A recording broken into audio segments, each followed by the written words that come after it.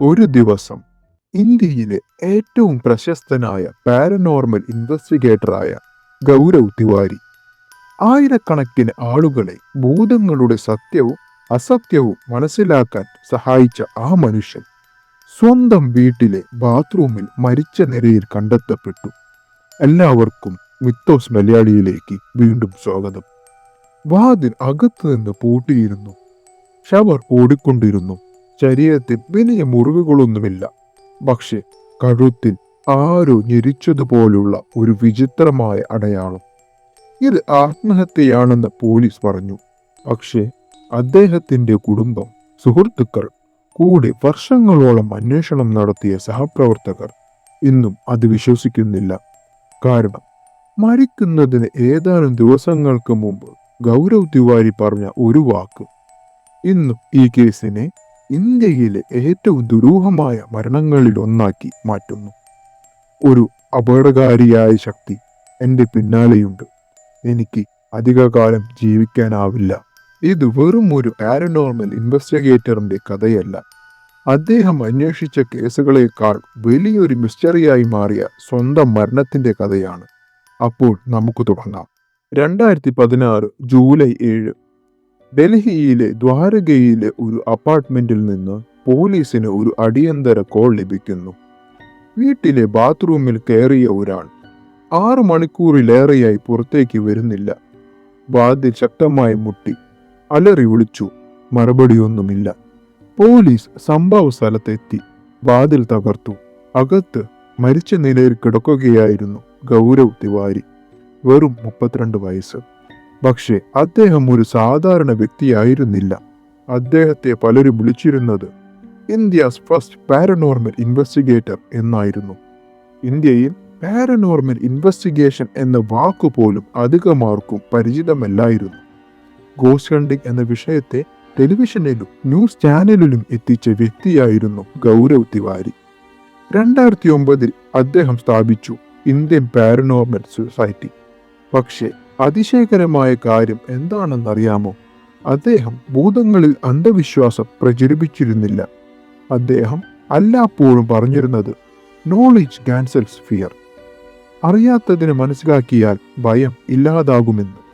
പിന്നെ ഒരു സ്കെപ്റ്റിക് എങ്ങനെ ഗോസ്റ്റ് ഹണ്ടറായി? ഗൗരവ് തിവാരി ജന്മന പാരനോർമലിൽ വിശ്വസിച്ചിരുന്ന ഒരാളായിരുന്നില്ല.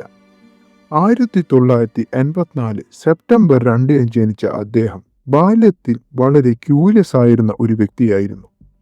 എല്ലാ കാര്യത്തെയും ചോദ്യം ചെയ്യുന്ന സ്വഭാവം. കുടുംബവും അന്ധവിശ്വാസങ്ങൾ അടിച്ചേൽപ്പിച്ചിരുന്നില്ല.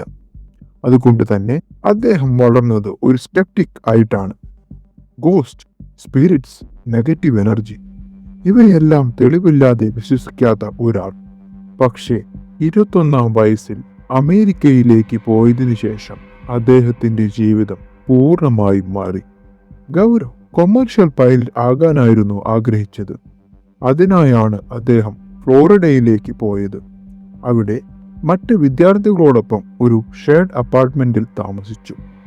ആദ്യം ഏതാനും ദിവസങ്ങൾ വളരെ നോർമലായിരുന്നു. പതിയെ വിചിത്രമായ കാര്യങ്ങൾ സംഭവിക്കാൻ തുടങ്ങി. രാത്രിയിൽ കാലടി ശബ്ദങ്ങൾ, വാതിലുകൾ സ്വയം അടയുന്നു, മേശപ്പുറത്തിരുന്ന സാധനങ്ങൾ ആരും തൊടാതെ താഴെ വീഴുന്നു.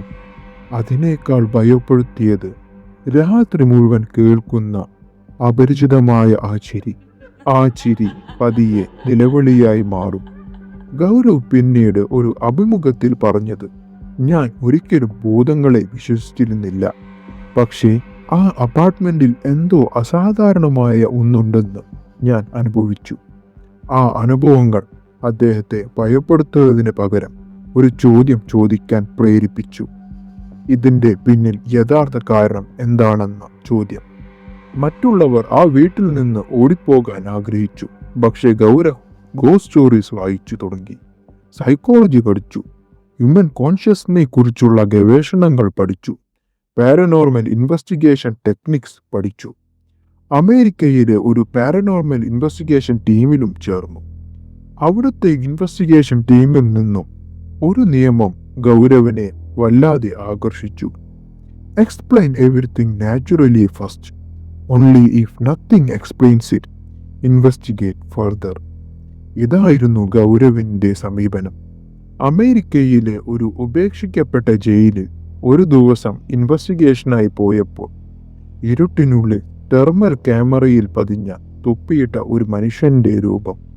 അതിനുശേഷം ഒരു മോർച്ചറിയിൽ മരിച്ചവരുടെ നടുവിൽ ഗൗരവ് ഒറ്റയ്ക്ക് കിടന്നപ്പോൾ റെക്കോർഡുകളിൽ പതിഞ്ഞ 2 ശബ്ദങ്ങൾ.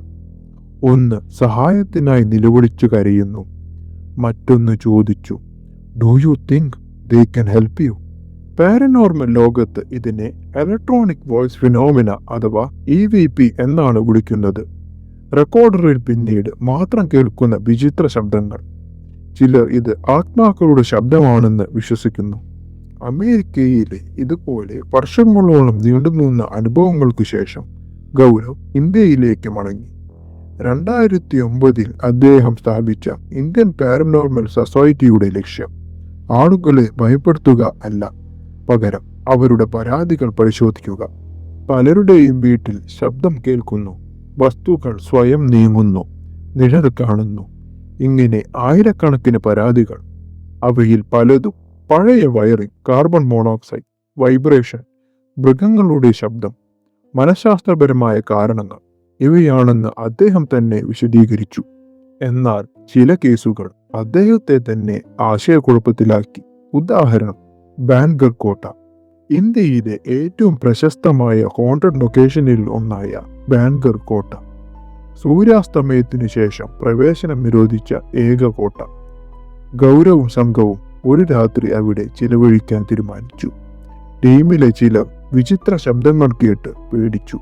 പക്ഷേ ഗൗരവ് ചിരിച്ചു. അത് ലങ്കൂറുകളുടെ ശബ്ദമാണ്, ഭൂതമല്ല. രാത്രി മുഴുവൻ EMF meter, recorder, infrared camera എല്ലാം ഉപയോഗിച്ച് അദ്ദേഹം പലവട്ടം ആത്മാക്കളോട് സംസാരിച്ചു. പക്ഷെ ഒരൊറ്റ വ്യക്തമായ മറുപടിയും ലഭിച്ചില്ല. അവസാനം ക്യാമറയിലേക്ക് നോക്കി പുച്ഛത്തോടെ ഗൗരവ് പറഞ്ഞു, ഇവിടെ രാത്രി പോലും ഭൂതത്തെ കാണില്ല, പിന്നെ എപ്പോഴായിരിക്കും കാണുക? ആ വാക്കുകൾ പിന്നീട് അദ്ദേഹത്തിന്റെ മരണത്തിന് ശേഷം വലിയ വിവാദമായി. ചിലർ പറഞ്ഞു അദ്ദേഹം ആത്മാക്കളെ വെല്ലുവിളിച്ചു എന്ന്. പക്ഷേ 2016 ഡൽഹിയിലെ ജനക്പൂരിയിൽ നിന്നൊരു ഫോൺ കോൾ ഗൗരവ് തിവാരിയുടെ ജീവിതം എന്നേക്കുമായി മാറ്റിമറിച്ചു. ആ കേസ് അന്വേഷിച്ച ശേഷം അദ്ദേഹം കുടുംബത്തോട് ഒരു കാര്യം പറഞ്ഞു, എന്റെ പിന്നാലെ അപകടകാരിയായ ഒരു ശക്തിയുണ്ട്. ആ വാക്കുകൾ പറഞ്ഞ് 1 മാസം പോലും തികയുന്നതിന് മുമ്പ് ഗൗരവ് തിവാരി മരിച്ചു. ജനക്പുരിയിലെ ആ കുടുംബം പറഞ്ഞത് വളരെ വിചിത്രമായ കാര്യങ്ങളായിരുന്നു. രാത്രിയാകുമ്പോൾ വീട്ടിൽ ആരോ നടക്കുന്നത് പോലെ തോന്നുന്നു എന്ന്, ഉറങ്ങുമ്പോൾ ആരോ നോക്കി നിൽക്കുന്നത് പോലെ അനുഭവം, വീട്ടിനുള്ളിൽ കയറുമ്പോൾ നെഞ്ചിൽ ഒരു ഭാരം. കുടുംബത്തിലെ ചിലർ ആ വീട്ടിൽ ഒറ്റയ്ക്ക് നിൽക്കാൻ പോലും ഭയപ്പെട്ടിരുന്നു. ഇതിനു മുമ്പും അദ്ദേഹം 100 കണക്കിന് സമാന കേസുകൾ പരിശോധിച്ചിരുന്നു. പക്ഷേ ആ കേസ് അന്വേഷിച്ചതിന് ശേഷം ഗൗരവ് പതിവ് പോലെ പെരുമാറിയില്ലെന്നാണ് കുടുംബം അവകാശപ്പെടുന്നത്. സാധാരണയായി ഓരോ അന്വേഷണവും കഴിഞ്ഞാൽ അദ്ദേഹം ആവേശത്തോടെ സംസാരിക്കുമായിരുന്നു. എന്തു കണ്ടെത്തി, എന്താണ് ശാസ്ത്രീയ കാരണം, എന്താണ് വിശദീകരിക്കാൻ കഴിയാത്തത്, എല്ലാം തുറന്നു പറയുമായിരുന്നു. ഗൗരവിന്റെ സഹപ്രവർത്തകരിൽ ഒരാൾ പിന്നീട് പറഞ്ഞത് മരണത്തിന് 1 ദിവസം മുമ്പ് ഗൗരവ് അദ്ദേഹത്തെ വിളിച്ചിരുന്നു എന്നാണ്. ഒരു പ്രധാനപ്പെട്ട കേസ് കിട്ടിയിട്ടുണ്ട് എന്ന് പറഞ്ഞു. പക്ഷേ നാളെ സംസാരിക്കാം, സമയം വൈകി എന്ന് പറഞ്ഞ് കോൾ അവസാനിപ്പിച്ചു. പിന്നീട് ആ പ്രധാനപ്പെട്ട കേസ് എന്താണെന്ന് ആർക്കും അറിയാൻ കഴിഞ്ഞിട്ടില്ല.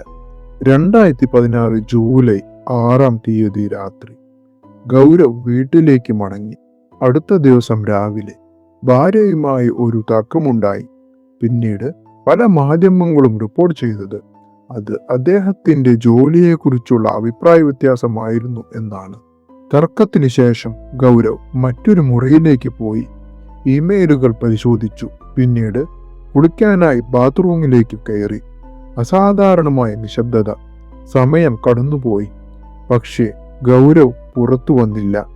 അകത്തു കേൾക്കുന്നതോ ഷവറിന്റെ ശബ്ദം മാത്രം.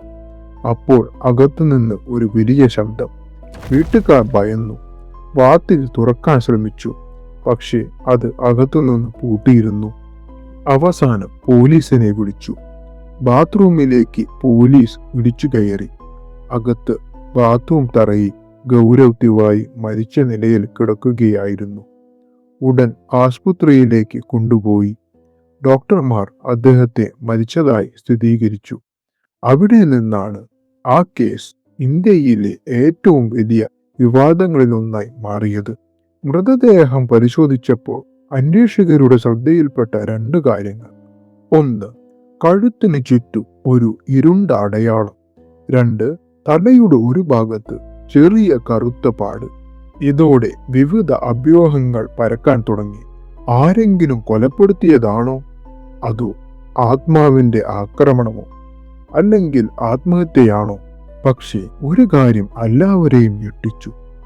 പോസ്റ്റ്മോർട്ടം റിപ്പോർട്ടിൽ എഴുതിയിരുന്നത് ഡെത്ത് ഡ്യൂ ടു അസ്ഫിക്സിയ, അതായത് ശ്വാസം മുട്ടിയാണ് മരിച്ചത്. പക്ഷേ അതെങ്ങനെ? ഗൗരവ് തിവാരി ബാത്റൂമിൽ ഒറ്റയ്ക്കായിരുന്നു. പിന്നീട് ഗൗരവിന്റെ ഭാര്യ നൽകിയ മൊഴി മാധ്യമങ്ങളിൽ വലിയ വാർത്തയായി.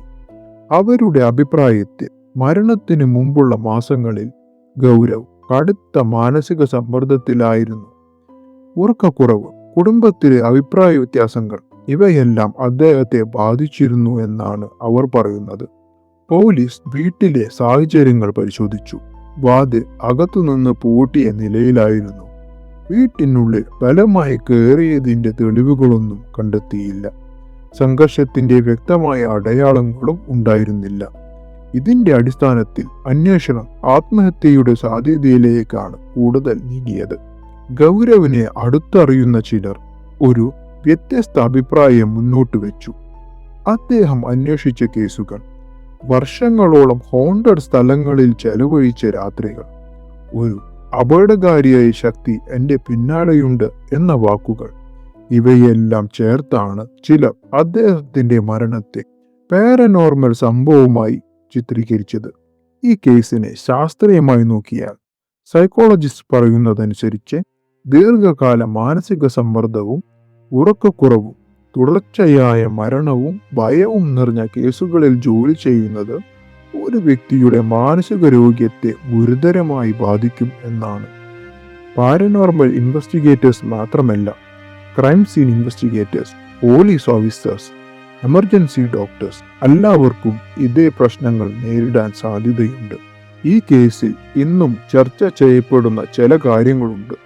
ഗൗരവ് പറഞ്ഞതായി പറയപ്പെടുന്ന ആ അപകടകാരിയായ ശക്തി ആരായിരുന്നു? അദ്ദേഹം അവസാനമായി അന്വേഷിച്ച ജനക്പുരിയിലെ കേസ് എന്തുകൊണ്ട് പൂർണ്ണമായും പുറത്തു വന്നില്ല? മരണത്തിന് മുമ്പ് പറഞ്ഞ നാളെ സംസാരിക്കാം എന്ന ഫോൺ കോൾ ഏത് കേസിനെ കുറിച്ചായിരുന്നു? ഇവയ്ക്കൊന്നും ഇന്നും വ്യക്തമായ ഉത്തരമില്ല. ഇന്ന് ഗൗരവ് തിവാരി മരിച്ചിട്ട് വർഷങ്ങൾ കഴിഞ്ഞിരിക്കുന്നു.